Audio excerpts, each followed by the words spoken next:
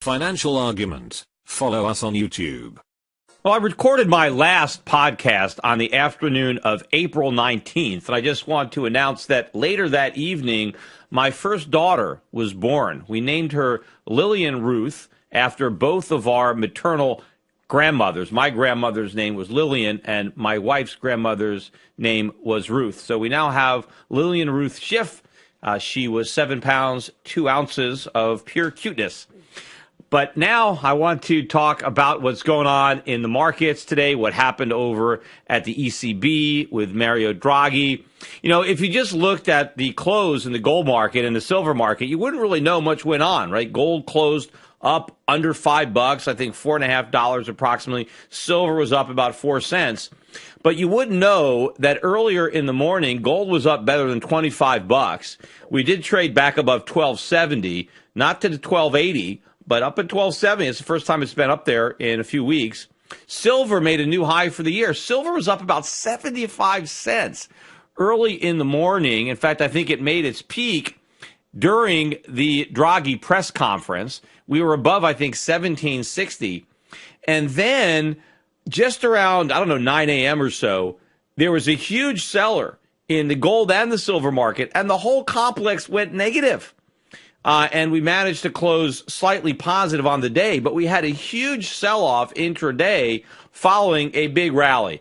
But look, that doesn't mean the top is in. I think it's interesting. We just got a huge correction out of the way, and the price went up. We flushed out a big seller, and now that seller is out of the market, and this market is still going a lot higher. You know, I read an article today. I put it up on my Facebook page, just a mainstream article about how gold stocks are way up this year, and they are way up this year. But the article basically said, don't buy, because gold's going to sell off, and so don't make the mistake. And I'm seeing a lot of mainstream articles now about why you should not jump on this bandwagon, how dangerous the gold market is. And all this stuff really is music to my ears. If you are a bull, this is exactly what you want. You want everybody to be skeptical. You want everybody to doubt. You want all this worry, because we want this wall of worry that gold and silver prices are going to climb, and we're going to climb with it while everybody else is worried that the market's about to crash, because they still don't get it. You know, they're still talking about how the Fed's going to raise rates and how that's bad for gold. It's not bad for gold. It all depends on how they raise rates. If the Fed raises rates Paul Volcker style, really jacks them up there, yeah, that's going to be bad for gold. But they're not going to do that. If they raise rates slowly, which is the only way they're going to raise them, if they even raise them, which I doubt, they're going to be even more slow than Greenspan was. And when Greenspan raised rates, that was great for gold because he was very slow. Well, Yellen is going to be even slower. Yellen is going to make Greenspan look like Volcker. You know, so if gold did well under Greenspan, it's going to do even better under the Yellen hikes, if we even get hikes. More likely, we're not even going to get hikes. We're going to get cuts.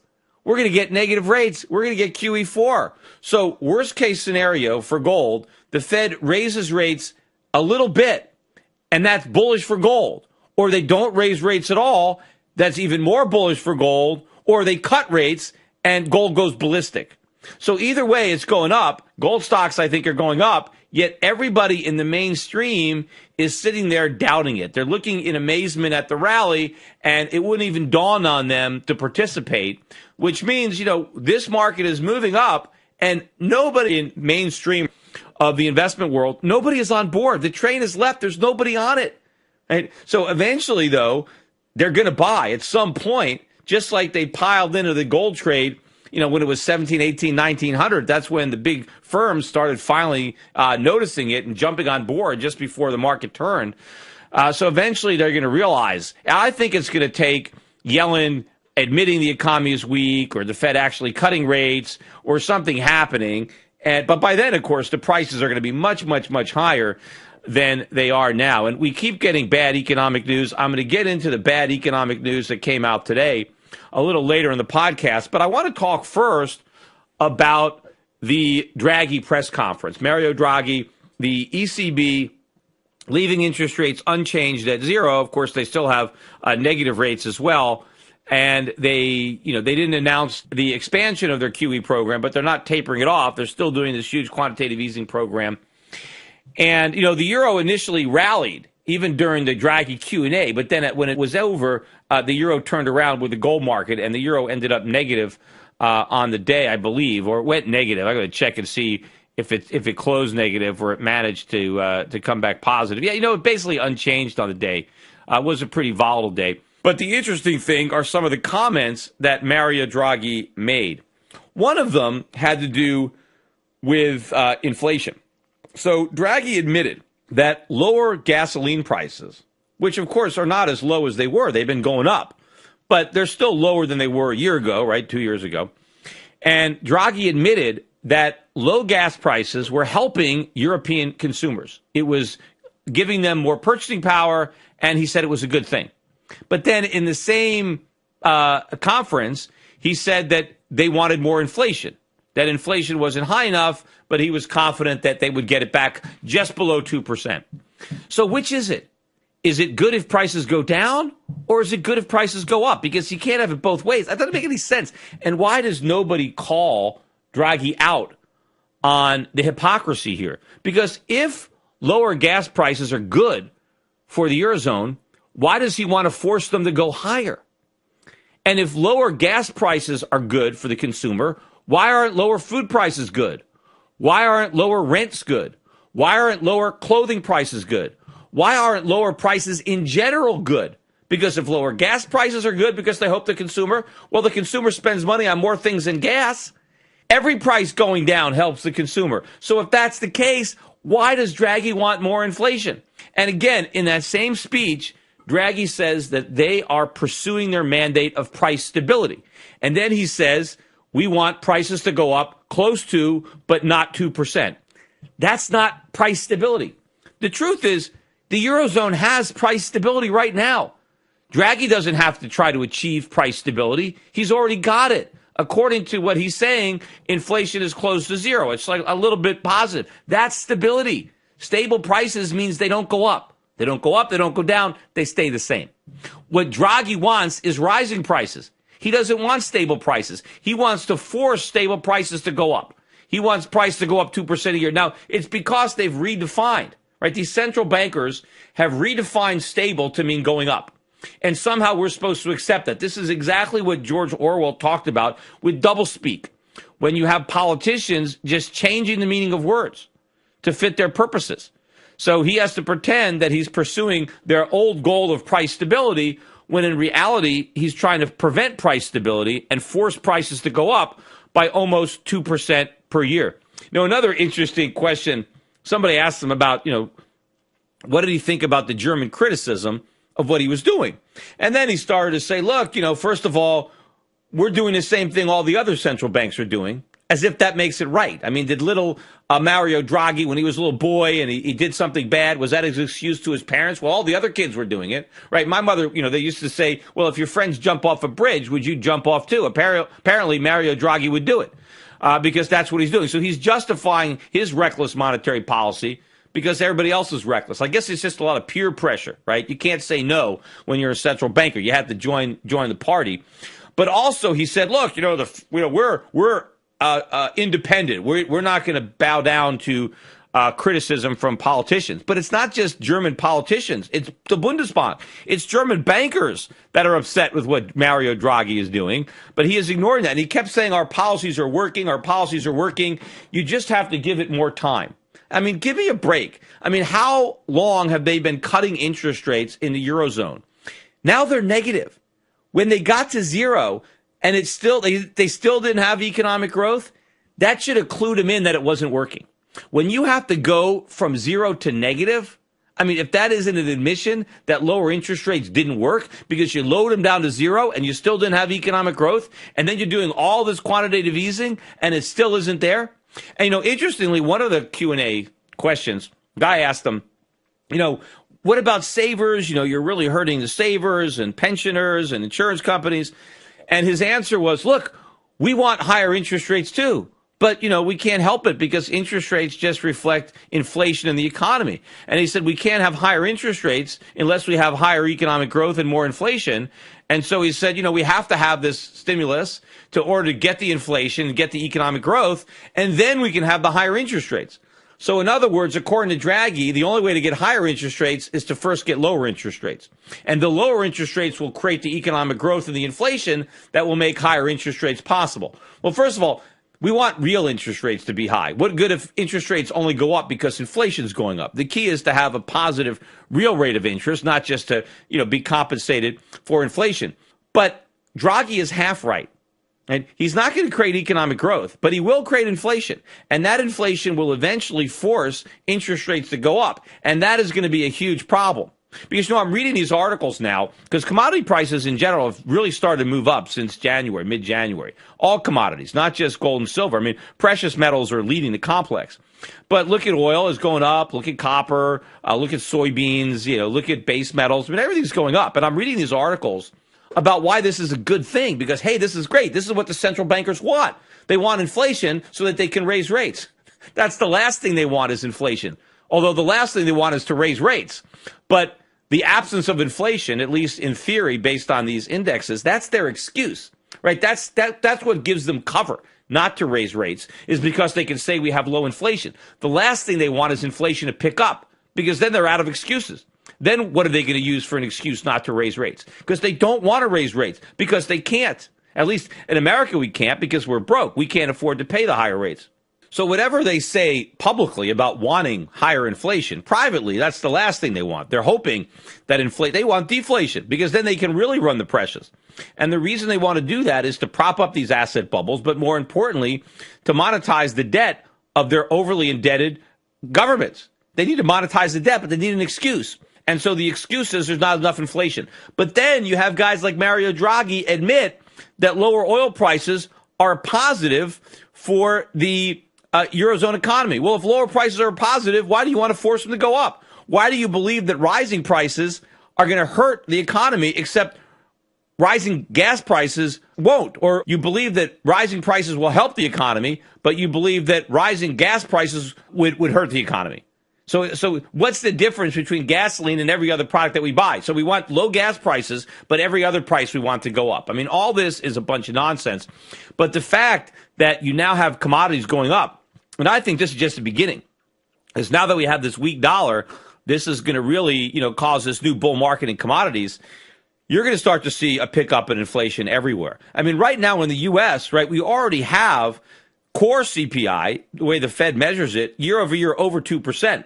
The only thing that's kept the headline number under 2% was the low gas prices and other commodity prices. That's about to change. So now we're going to have the core prices going up and we're going to have the headline prices going up. So the Fed's going to have to come up with a whole new level of excuses why they're not raising rates. We got more economic data today, too, that would be problematic for the Fed based on the way they keep reporting things. We got the jobless claims that came out, and the weekly claims dropped to another new low. They dropped 6,000 to 247,000 on the week. This is the lowest in over 40 years. Now, of course, the Obama administration and everybody else looks at this as a great sign. Nobody's getting fired. The economy is great. Nobody's getting fired. This doesn't even make sense. I mean, we've had other periods of time in the last 40 some odd years where the unemployment rate has been 5%, and we had more people collecting on or filing for unemployment claims, and the population was a lot smaller. I mean, you go back 30, 40 years ago, there were a lot fewer Americans, so we had a smaller population, yet today we have fewer people filing for unemployment claims than we did back then. Now, why is that? I mean, is it because today's labor market is just so great? It's like the best labor market in my lifetime almost? Is that why? No. I've mentioned this before. This anomaly should be raising eyebrows. Why are so few people being fired? Because in a healthy job market, more people would be getting fired. There's a lot of turnover in the job market. When you're hiring a lot of people, you're probably firing a lot of people, right? Sometimes you hire people to replace the people that you fire, right? Or you hire somebody and they don't work out and you fire them and hire somebody else. There's a lot of dynamism going on in the markets. There's some churn and it's healthy. The fact that we're not seeing the layoffs, I think, is proof that we're not getting the hires. It's the government 200,000 jobs a month numbers that aren't true, because remember, they have no proof that all these jobs were created. A lot of the jobs are just assumed to have been created in the birth-death model. And when you have all these economists who believe the economy is really strong, they're just going to assume that businesses are starting up and hiring people. But they have no proof. And the fact that so few people are being fired, to me, is proof that very few people are being hired in the first place. Because if more people were being hired, more people would be being fired. That's just the way it goes. So rather than celebrating these low levels of unemployment claims, it should be causing people to question the government's claims that so many people are getting hired in the first place. And again, we've got so much anecdotal evidence of this. We've got government tax receipts, payroll tax receipts that are going down. We've got the huge support now that you have with Donald Trump and Bernie Sanders. And their messages are the economy is lousy and I can fix it. And they're the ones that are getting the most votes, the people that are acknowledging how bad things are. If things were as great as the president says, people would want 4 more years of Hillary Clinton. They don't, because things are lousy. And more economic data that came out today proves that. We got the Philadelphia Fed. This number finally bounced back out of negative territory unexpectedly in March. It got up to 12.4, and the consensus was that it would be another positive number for April 9. The range of expectations went from a low of 5 to a high of 15. No, we got minus 1.6. I mean, they weren't even close. We're back in contraction, a terrible, terrible number. Now we're talking about a second quarter number, because now we're talking about April. Also, we got Bloomberg Consumer Comfort Index dropped again from 43.6 to 42.9. That's about as low as that number has been in some time. Leading economic index also came out worse than expected. Last month, for February, they told us it was 0.1 positive. They revised it to 0.1 negative, so the same number just with a minus sign in front of it. And the March number was supposed to be 0.5. Instead, it came in at 0.2. So you've got a weakening number there. Also, for the Chicago Fed National Activity Index, that was another disappointing number. They revised down the February number, which was originally reported as minus 0.29. They now reported it as minus 0.38. And on top of that, the March number was even bigger, minus 0.44. Another bad economic number coming out. So it was a trifecta of negative economic news. Throwing out the jobless claims, which, again, I still look at that as bad news because the fact that such an abnormally few, low number of people getting fired, to me shows that an abnormally low number of people are, in fact, getting hired. So all of this bad economic news coming out today didn't seem to really impact the markets. Nobody really paid attention to it. But the stock market did sell off. And it probably could be under a lot of pressure tomorrow. The Dow was down 113 points. The Nasdaq was only down 2 points. But it can have a much, much more difficult time tomorrow, because after the bell, we got bad earnings from a couple of big companies. Microsoft, which is down, I think, about 3% after hours. It closed at 55.78. It's trading below 54. But Alphabet, which is the parent of Google, that company is getting shellacked too by about 4% after hours. They reported weaker than expected earnings. So you've got some bellwether companies now reporting bad earnings. You know who reported good earnings today? Newmont. Newmont came out and beat estimates. The stock was up 5.7% on the day, closing at 32.19. It's a new 52-week high for Newmont. And, of course, most gold stocks were also positive on the day. Even though gold surrendered most of its gains, the gold stocks did not. The GDX tacked on another 1.8, and the GDXJ, which, the junior miners, that was up another 2.8%. So we're still seeing healthy moves in the gold mining stocks. And I think tomorrow, again, looks like it could be another good day with stocks coming under pressure from bad earnings. And I think that we made some significant headway today, even though we didn't hold those gains. The market still closed positive, and who knows who that seller was. There was some big sell order. All of a sudden, massive selling came out. billions of dollars short sales or sales in the futures market that came in to hit the markets. But the buyers came back. And I think more buyers are going to be back as more people start to figure out the severity of these problems. They start to figure out that the Federal Reserve has not cured our problems, that the economy has not recovered, that the economy is sicker than ever.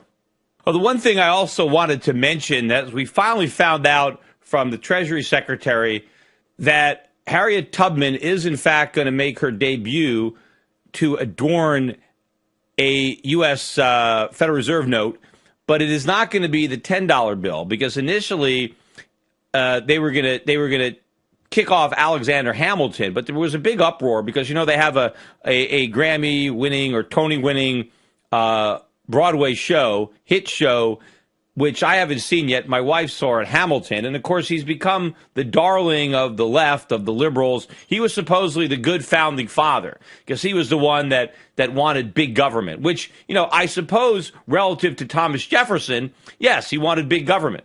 But in reality, he didn't want big government. He wanted small government. Thomas Jefferson just wanted tiny government.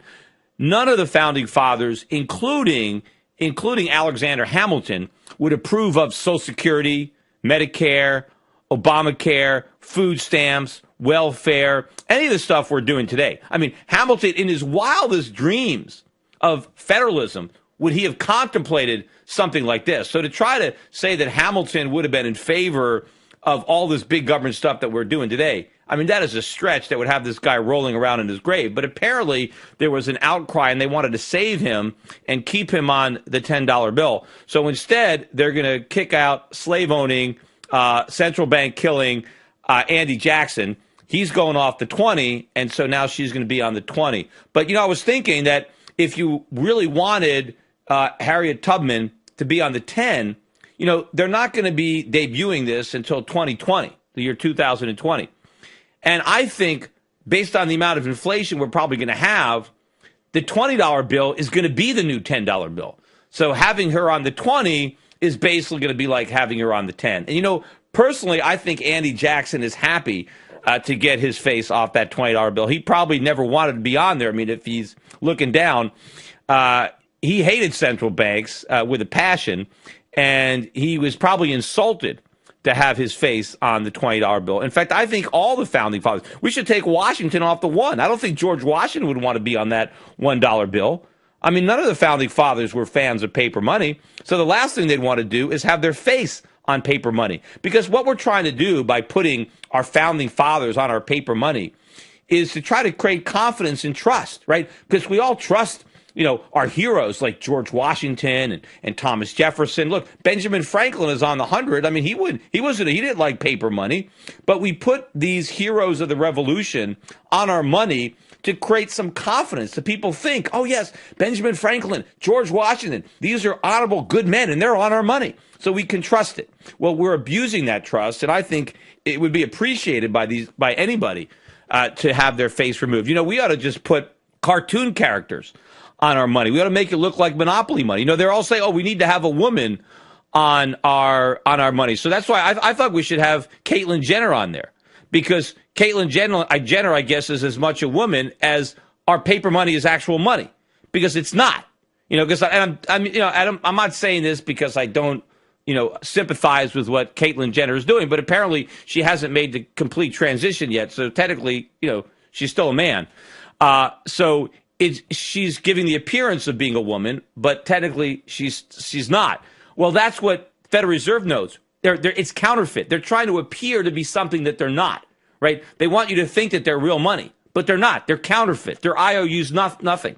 You know, the original paper money, right? The original $10 bill, the original $20 bill, it was a receipt.